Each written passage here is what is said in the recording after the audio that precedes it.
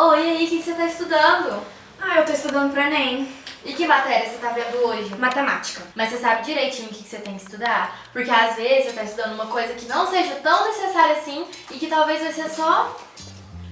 Na verdade, não. Eu tô estudando no geral. É agora que a gente vai ver isso. Oi, descontraídos! E aí, gente, tudo bem com vocês? Hoje a gente vai pontuar aqui nesse vídeo as matérias mais importantes de matemática pro Enem. Então, se você vai fazer o Enem ou conhece alguém, não se esquece de compartilhar esse vídeo com todos os seus amigos, curtir, deixar o comentário aqui embaixo se você tiver alguma dúvida e continuar assistindo o vídeo até o final, porque vai ser só informação top. Você já estudou as funções do primeiro e do segundo grau, Ju? Eu só dei uma revisadinha nela só. Não me aprofundei muito, não. Pois saiba que é muito importante. E, gente, vocês também, não se esqueçam que é muito importante as funções do primeiro e do segundo grau. A função do primeiro grau é do tipo função de x ou y é igual a ax mais b. E a função do segundo grau e o tão temido Bhaskara, ele é da fórmula ax mais bx mais e a função do segundo grau é do tipo função de x é igual a ax ao quadrado mais bx mais c. Para você distinguir uma função do segundo grau, o mais importante é saber que o x vai estar sempre com o expoente número 2. Isso é em todas as funções do segundo grau. E agora, o que é esse negócio de A, de B, de C? Não sabe? Agora vai saber. O A é o número que acompanha o x ao quadrado, sempre, independente de qualquer coisa. O B é o que acompanha o x sem o expoente. E o C é o número sozinho, sem a incógnita. E pra me calcular isso, Pamela, como que eu vou fazer? Formulazinha de Bhaskara na ponta dos dedos pra você poder fazer. Como que é? But what would happen if, for some reason, we ignore somebody unlocked 100% of the cerebral capacity? 100%? Yes? I have no idea. X é igual a menos b, mais ou menos a raiz de b ao quadrado, menos 4 vezes a vezes c. Tudo isso dividido por 2 vezes a.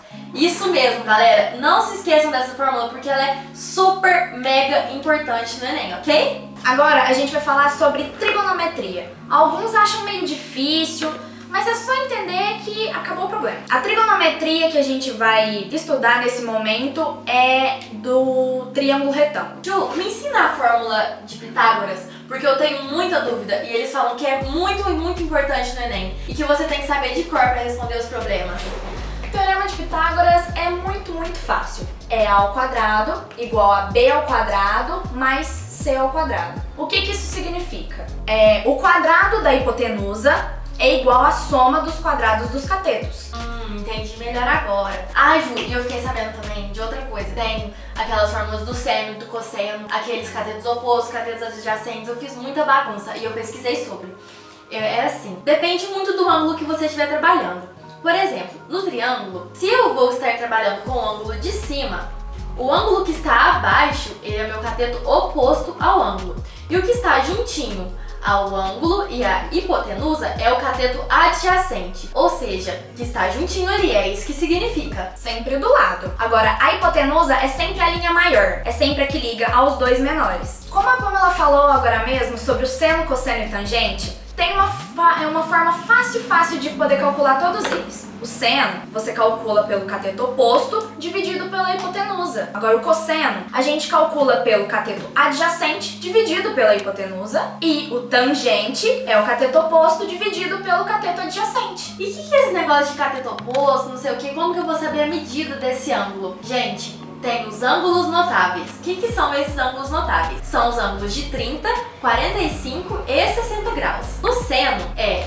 raiz de 1 sobre 2, raiz de 2 sobre 2 e raiz de 3 sobre 3. O cosseno é o contrário, é o inversinho do seno. É raiz de 3 sobre 2, raiz de 2 sobre 2 e raiz de 1 sobre 1. Os ângulos de 30, 45 e 60 graus, respectivamente, ok? Agora, a tangente é bem facinho de decorar também. Basta só vocês terem em mente que, primeiro, raiz de 3 sobre 3. O ângulo de 45 graus, a tangente é 1.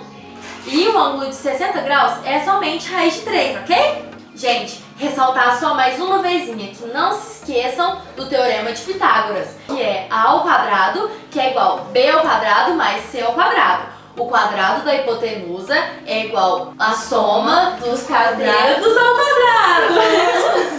Ju do céu, outra informação que é super mega importante também é a análise combinatória. Ah, com certeza. Sabe aquela que a gente faz várias multiplicações e chega ao resultado? Matéria super facinha pra você gabaritar a matemática. A análise combinatória é dividida em 4 assuntinhos básicos que agora você vai saber de cor, nunca mais errar. A permutação primeiro, que é do tipo n fatorial. O que é o fatorial? É aquele ponto de exclamação que tem. Por exemplo, eu quero fatorial de 5. Então é 5 vezes 4 vezes 3 vezes 2 vezes 1. Ou seja, é um emaranhado de possibilidades que você vai ter depois de considerar algumas oportunidades. Agora, temos a combinação e temos o arranjo. Vixe Maria, eles são muito parecidos, mas a diferença deles básica é a seguinte: o arranjo permite repetições. Por exemplo, eu quero arranjos de 3 números, 1, 2 e 3.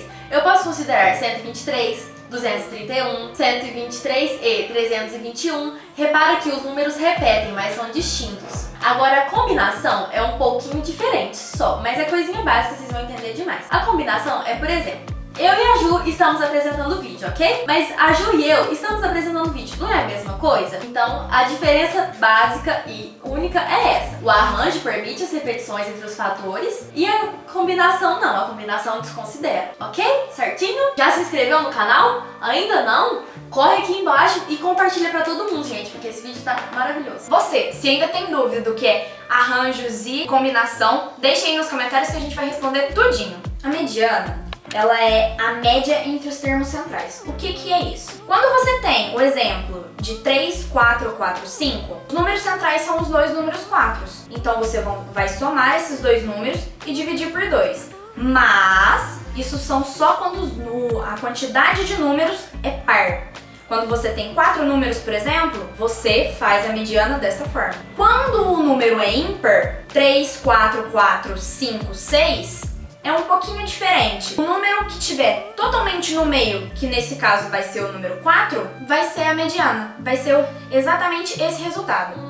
Entendi. Então a mediana depende do número de termos que a gente está trabalhando, né? Isso. Tipo uma sequência de 5 números. Então Isso. 5 é o número central, A né? mediana sempre é o meio da questão. Exatamente. A mediana é sempre o meio da questão.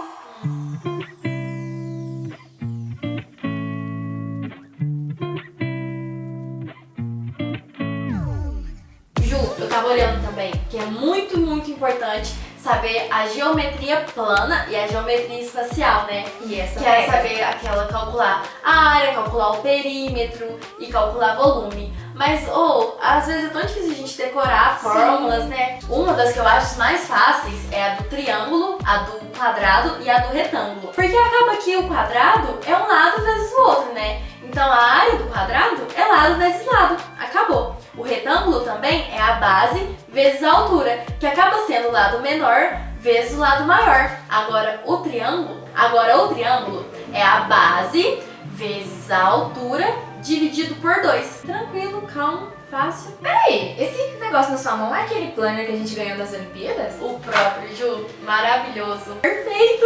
Eu tô usando demais agora que a gente vai começar a estudar pra valer pro Enem.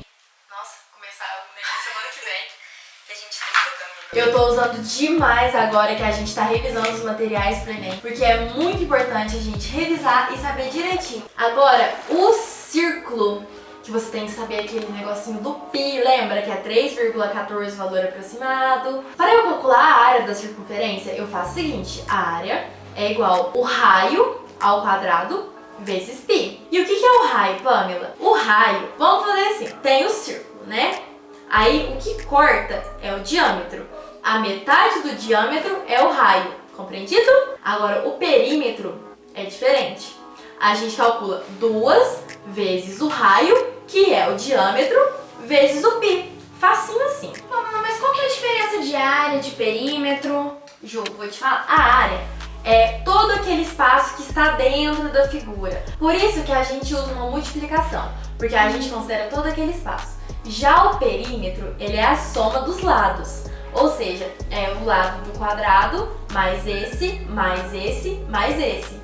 Agora, a área do quadrado é toda aquela parte. Entendi. A geometria plana, ela tem altura e comprimento. Já a geometria espacial, ela tem altura, comprimento e profundidade. Ela é uma figura tridimensional. Ela tem 3 dimensões. É o famoso 3D que a gente vê na televisão e no cinema. E é aquele famoso 3D que a gente vê na televisão e no cinema. Por que vocês não deixam eu participar do vídeo? Porque você não quer. Mas ali pega a vozinha minha de fundo. João coloca. Eu também quero ser blogueirinha. E, gente, eu vou deixar aqui embaixo na descrição pra vocês algumas fórmulas de calcular o perímetro. Perímetro é sombra.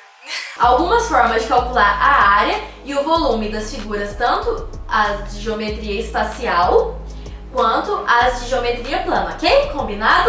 Ai, Ju, uma coisa que eu tô penando pra caramba pra estudar é a razão e proporção e porcentagem e juros e matemática financeira. Gente, é muita informação. É muita informação em um conjunto só e fica meio atrapalhado. Mas não preocupa não que a gente vai dar um jeito nisso. Porque o descontraídamente é a solução, né, galera? Sempre Segue a foi. gente que é sucesso. A razão, ela é uma divisão entre dois termos. Agora, a proporção, ela é uma igualdade entre duas razões. A Ju, porcentagem também é uma coisa que é muito legal da gente fazer, né? Eu adoro porcentagem, porque, tipo assim, a gente tem que ter em mente que é porcentagem por 100. É um número dividido por 100, sobre 100. Essas vão ser... porcentagem e escala vai ser as duas que a gente vai aprofundar mais um pouquinho. A razão e proporção tem muitas outras, mas a gente vai se aprofundar mais nessas porque sempre são as que mais caem no Enem. A escala, ela é o que mais é usado em mapas. Você já viu aquele númerozinho que fica embaixo no mapa? Toda vez você encontra aquele número que você fala assim, gente, o que é isso?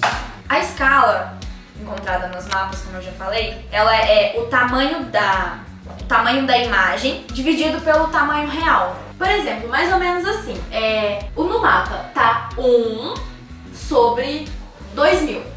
Aquele 1zinho, tipo, significa que cada centímetro do mapa equivale a 2000, geralmente, quilômetros, ok? Porque os mapas, geralmente, eles são formados a partir desse formato. 1 centímetro equivale a alguma quantidade de quilômetros. Agora, a porcentagem, vou ensinar pra vocês também um jeito bem facinho de calcular. Por exemplo, eu não falei pra vocês ali no comecinho da matéria que é o número dividido por 100? Ok? Pamela, eu quero calcular 30% de 2. Como que eu vou fazer? 30 dividido por 100 vezes 2. Então, aquela regrinha básica, né, da matemática de fração, a gente vai calcular a linha de cima pela linha de cima e a linha de baixo pela linha de baixo. Quando eu não tenho nada na minha fração, é 1. Então vai ficar assim, ó, 30 dividido por 100 vezes 2 dividido por 1. Aí 30 vezes 2 na primeira linha, 60 dividido por 100. Quanto que é isso, Pamela? Isso é 0,6. Então, 30% de 2 é igual a 0,6. Entenderam o raciocínio? E dá pra fazer porcentagem como regra de 3? Sim, e é uma maneira muito importante para você resolver tanto a porcentagem quanto outras diversas operações que tem na matemática, correto? Regra de 3 é um assunto muito importante, assim como outras operações, como adição, subtração, divisão e multiplicação. Primeiramente, antes de você saber todos esses conteúdos maravilhosos que a gente disponibilizou, você precisa saber a matemática básica, que é aquelas adições, as subtrações, assim como eu falei. E inclusive, nós temos um vídeo aqui no canal muito legal sobre tabuada, que se você não viu, a gente vai deixar aqui pra você assistir, tá bom? Ah, e também eu fiquei sabendo, lá no Instagram do Descontraidamente, que na verdade está aqui agora, é só entrar lá que você também vai achar, a Camila explicando sobre TRI. Eu não sabia o que era isso. Você explica pra mim, porque eu realmente não fazia ideia de que isso existia. Explico sim, Ju, com o maior prazer. Gente, o TRI é a inteligência artificial que o Enem usa pra fazer a correção das provas. Como que funciona? Vou explicar de uma maneira assim, bem geral, pra você ir lá conferir direitinho no nosso Instagram. Não esquece. Basicamente é assim, tem mais valor pro Enem você acertar uma questão fácil do que uma questão difícil. Por isso tão importante a matemática básica. Porque se você acerta uma questão difícil e erra a questão fácil, para ele significa que você simplesmente chutou e deixou lá por deixar. Então, por isso, estudem muito a matemática básica para acertar as questões fáceis do Enem. Porque a sua nota, ela aumenta quando você acerta uma questão de nível fácil, ok? Estamos combinados? Por isso, não se esqueça e se atente. E além disso, a gente vai deixar aqui embaixo também o link para vocês de um videozinho do TikTok que a gente vai fazer, para você decorar os ângulos notáveis direitinho, daquele jeito super fácil. Quer dizer então que se você tiver 20 acertos no Enem e a Ju tiver 20 acertos no Enem, mesmo com a mesma quantidade de acertos, pode ser diferente a nota? Pode. Porque se você acerta mais questão fácil, aí você aumenta sua nota, porque você sabe mais aquilo, você se preparou, entendeu?